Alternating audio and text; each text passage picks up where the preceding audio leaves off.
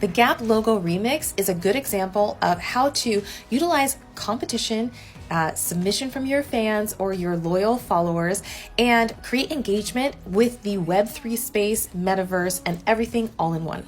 This is what the Gap logo remix is about, and you can pause to read this, but basically from the submissions, the top 3 winning designs are going to be turned into NFTs and in real life physical hoodies. The submission deadline has passed, but voting is from the 3rd to the 10th of October, so you can still vote for who you think should win.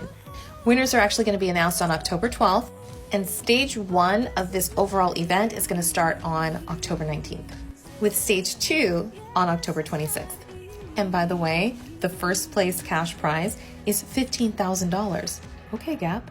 Like I said, the 3 winning designs are going to be launched on October 19th and minted and auctioned. And I wanted to show some of the past drops because they're kind of unreal. This one is Frank Ape. It says Putile Metal.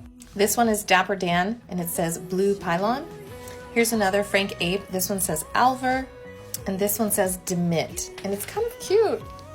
Utilizing the Gap branded logo hoodie is one of the best things that they could do because it is so signature Gap.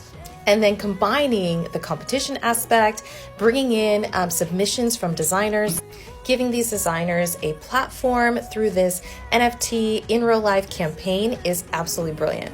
And it plugs up that kind of like window of time during that, like, is it fall? Is it the holiday season, for people to start engaging with the Gap, bringing in new email subscribers, and then also building that list. Watch how this plays out if you are a small business owner and looking to do something similar so that you can kind of follow along to see how they are doing the drops, minting the NFTs, and how they roll out the winner in real life.